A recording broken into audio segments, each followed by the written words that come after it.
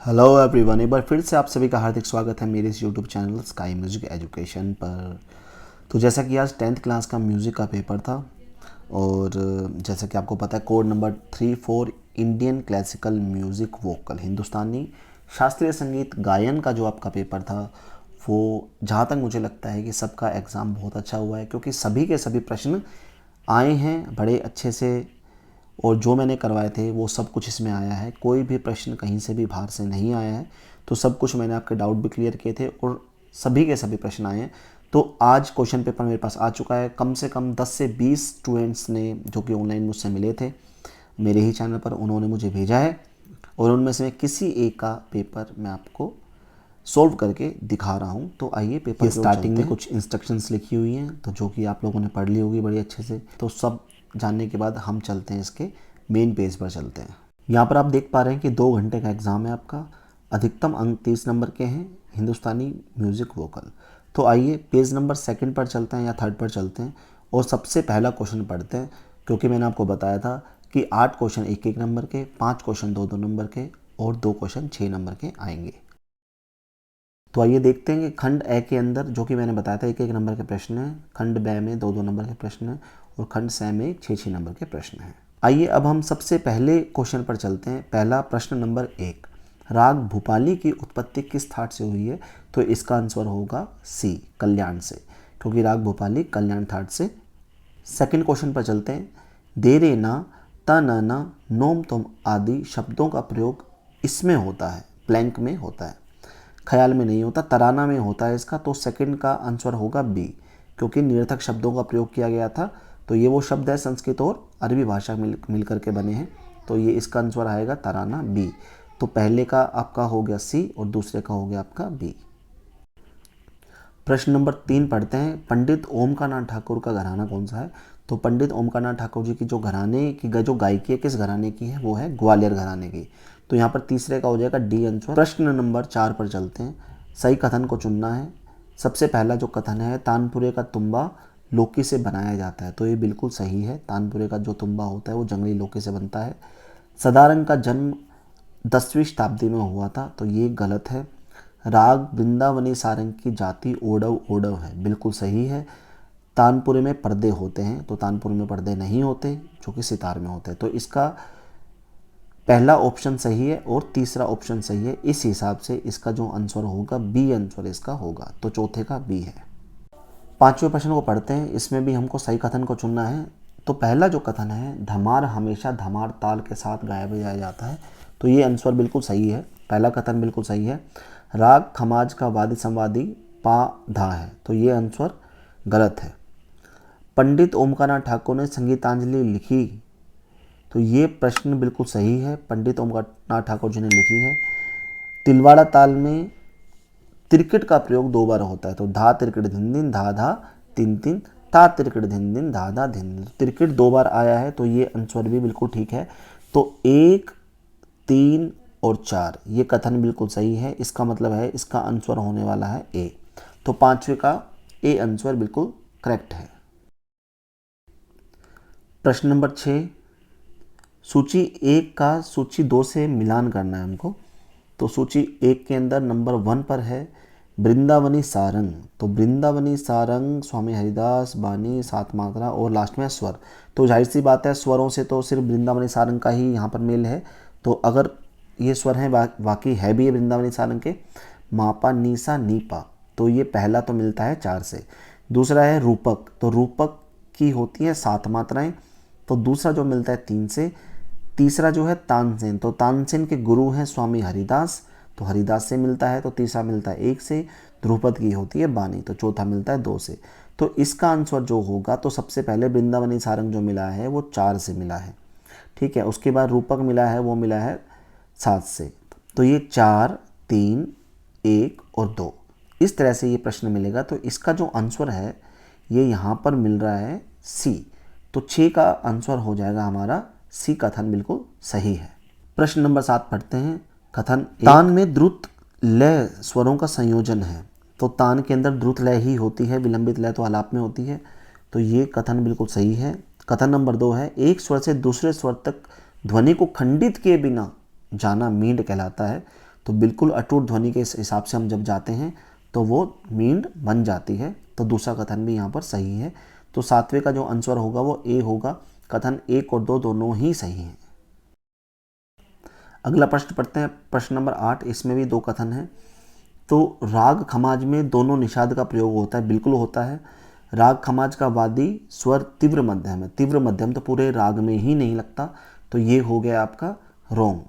तो कथन 1 तो सही है और जो सेकंड जो कथन है वो गलत है। तो यहाँ पर इसका आंसर हो जाएगा सी। कथन 1 सही है परंतु कथन सेकंड गलत है।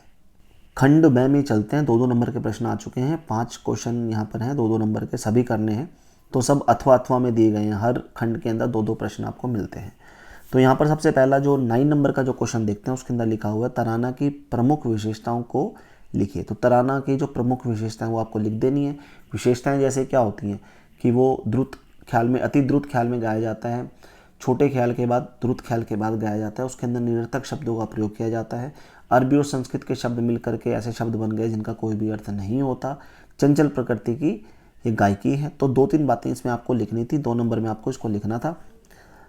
इसका जो ख है वो देखते हैं। निम्नलिखित में से किन्हीं 2 का वर्णन कीजिए। कितना आसान है कि इन तीनों में से आप सिर्फ 2 का वर्णन करो। कर्ण, आलाप और मींड, तीनों ही मैंने आपको करवाए। तो तीनों में से कोई भी 2 करने थे। कर्ण जो कि हम गाते गाते किसी भी स्वर को छू जाते हैं तो कर्ण कहलाता है। आलाप के बारे में बता ही रखा है। चाहे विलंबित गति पर स्वरों का विस्तार करते तो आलाप होता है। उसकी कुछ बातें लिखनी थी, 1-2 प्रकार लिख देते या नहीं भी लिखते चलता। मींड जो कि अटूट ध्वनि, मींड का आंसर तो पहले भी आ चुका है कि अटूट ध्वनि जो कि एक स्वर से दूसरे स्वर पर गाने में, वो परिभाषा जो है एक क्वेश्चन में भी आ चुकी है। वहाँ से भी उठाकर आप लिख सकते थे तो आपको नंबर मिल जाते, तो बड़ा ही आसान है। 10वें नंबर पर चलते हैं। 10वें नंबर में जो क है उसमें भारतीय संगीत में ओमकार नाथ ठाकुर के योगदान का वर्णन कीजिए। तो यहाँ पर आपको ओमकार नाथ ठाकुर जी का जीवन परिचय आपको यहाँ लिखना था। इसका जो अथवा के अंदर ख, इन दोनों में से एक करना था। ध्रुपद अथवा धमार का विस्तार पूर्वक वर्णन करें। तो यहाँ पर प्रश्न बढ़िया आ गया। एक तरह से 3 क्वेश्चन आपको यहाँ मिल गए हैं। ध्रुपद नहीं आता तो धमार कर दो, धमार नहीं आता तो ध्रुपद कर दो, या फिर आप ओमकार नाथ ठाकुर कर दो। तो ध्रुपद और धमार में से आपको किसी एक का वर्णन करना था, जो कि है आपकी गायकी। 11वें नंबर पर चलते हैं। राग वृंदावनी सारंग का संक्षिप्त विवरण दीजिए। तो राग वृंदावनी सारंग के बारे में राग परिचय देना था। तो 2 नंबर में पूछा था, तो 2-4 आपको 5-7 इसकी हेडिंग लिख देनी थी, तो आपको नंबर आपको मिल जाएंगे। नेक्स्ट जो है इसके अंदर 11वें के अंदर ख में तानपुरे के विभिन्न भागों को बताते हुए उसको मिलाने की विधि का संक्षिप्त वर्णन कीजिए। तो उनके विभिन्न भागों को बताना था, ठीक है। एक्सप्लेन करने की यहाँ पर कोई ज़रूरत नहीं थी। सिर्फ अगर नाम भी आप बताते तब भी आपको पूरे नंबर मिलते। नाम बताने थे, सिर्फ एक्सप्लेन नहीं किए तो कोई बात नहीं, बस उसको मिलाने की विधि बतानी थी। आपको डायरेक्ट लिखना था कि तानपुरे के विभिन्न अंग ये हैं। तो लिखने के बाद आप डायरेक्ट उसको मिलाने की विधि बता देते। नेक्स्ट हम चलते हैं 12वें नंबर पर। तो 12वें नंबर में क्वेश्चन है चौताल का वर्णन कीजिए तथा उसकी ठा और तिगुन ताल लिपि पद की। मतलब बहुत आसान आपका ये क्वेश्चन आ चुका है। चौताल का वर्णन देना था। 12 मात्रा की ताल होती है, ठीक है ना। धा धा दिनता, किट धा दिनता, तिटकत गदिगन। इसका 1 गुण और 2 गुण मतलब तिगुन लिखना था। 1 गुण और तिगुन लिखने के बाद इसके थोड़ा सा विवरण भी देना था। इसमें 12 मात्राएं होती हैं, 6 विभाग होते हैं, जो भी है आपको ऐसा लिखना था। 12वीं का ख जो भाग है इसमें देखो, गा रे सा धा सा रे पा गा। सीधा की सीधी सी बात है कि ये आपका भोपाली राग है। तो भोपाली राग को हम पहचान गए हैं। तो इसमें ये लिखा हुआ है कि इन स्वरों को, इस राग को पहचानते हुए इसकी प्रमुख विशेषता का वर्णन कीजिए और 30 स्वरों तक विस्तार कीजिए।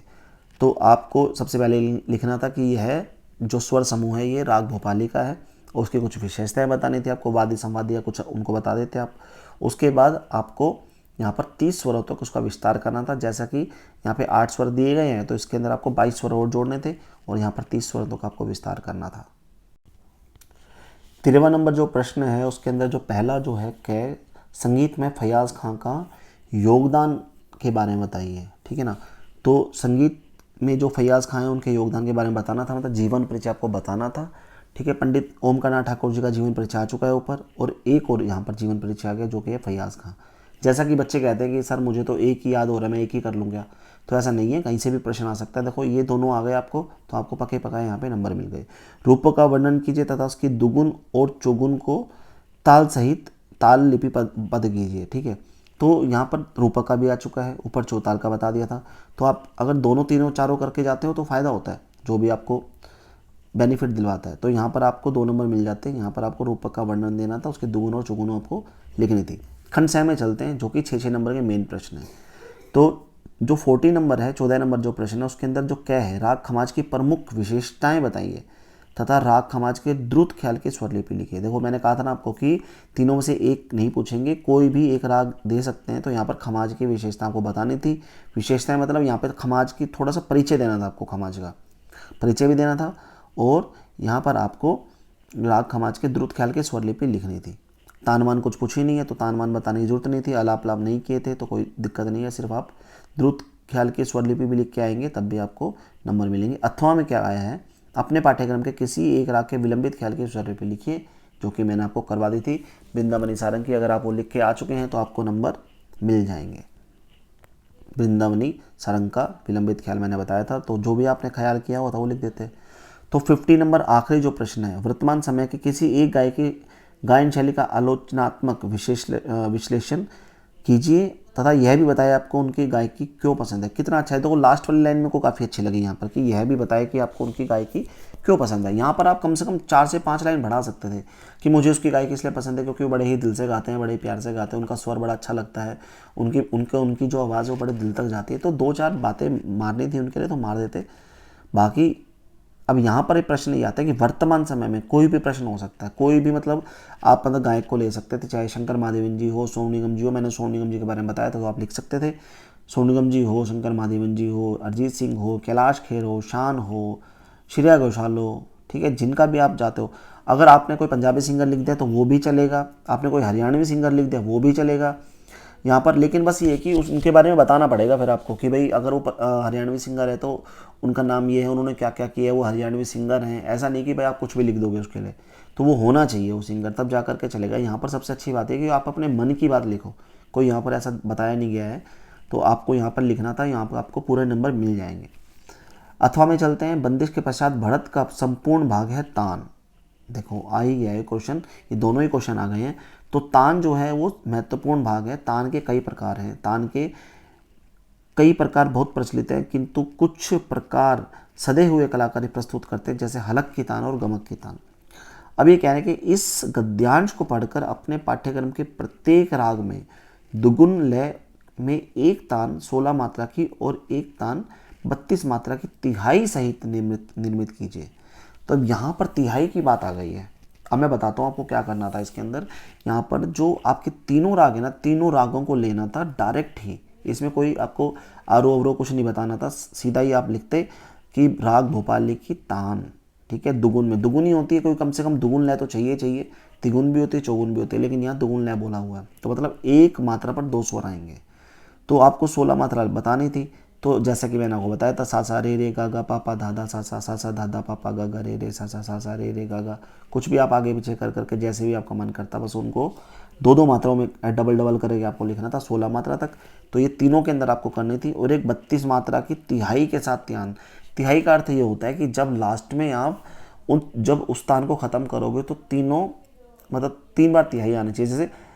जैसे मान लो पापा गागा रे रे सासा, पापा गागा रे रे सासा, पापा गागा रे रे सासा, ये 3 बार आया ना, तो ये तिहाई की तान माने जाते हैं। इस तरह से आपको ये प्रश्न करना था। बहुत ही आसान आपका मतलब प्रश्न जो पत्र है वो आपका आया है।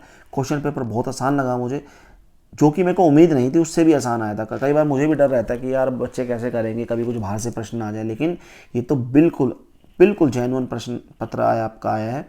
एक चीज़ बिल्कुल डंके की चोट पर आपके आई है, ठीक है ना। ये हो सकता है कि भाई आपको तिहाई की तान ना आती हो तो यहाँ पर कंफ्यूज हो गए होंगे, तो लेकिन आपने अगर वर्तमान समय के कोई गायक का नाम लिख दिया तो यहाँ पर आपको 6 नंबर आराम से मिल जाएंगे।